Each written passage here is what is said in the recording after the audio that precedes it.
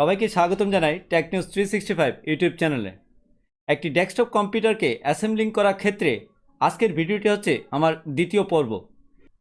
আজকের আমার ভিডিওটির মাধ্যমে আমি আপনাদেরকে একটি মাদারবোর্ডের সাথে প্রসেসর এবং র্যাম সংযুক্ত অবস্থায় কেসিংয়ে কীভাবে সেট করতে হয় এবং একই সাথে কেসিংয়ের মধ্যে একটি পাওয়ার সাপ্লাই কীভাবে সেট আপ করতে হয় সেই পদ্ধতিটুকুই দেখানোর চেষ্টা করব।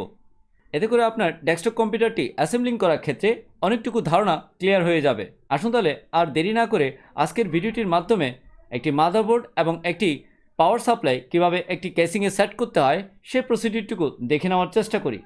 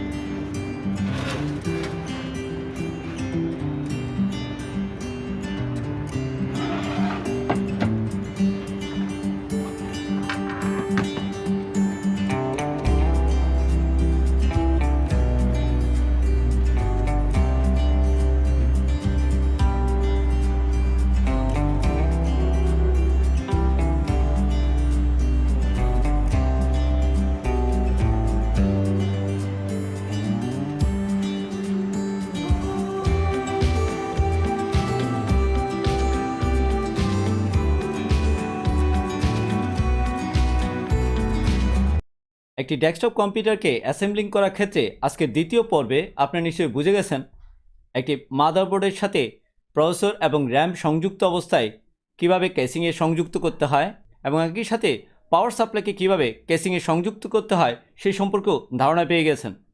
আশা রাখি এই সিরিজের শেষ পর্বটিকেও আপনারা দেখার চেষ্টা করবেন। পরিশেষে বলবো, ভিডিওটি যদি ভালো লেগে থাকে তাহলে অবশ্যই টেকনিউজ 365 ইউটিউব চ্যানেলটিকে সাবস্ক্রাইব করে রাখবেন এবং একই সাথে বেল বাটনটিকেও ক্লিক করে রাখবেন, যাতে আগামীতে সকল গুরুত্বপূর্ণ ভিডিওগুলো যেন আপনারা মুহূর্তেই পেয়ে যান। আজকে এইটুকুই রাখলাম। সবাই ভালো থাকবেন। ধন্যবাদ।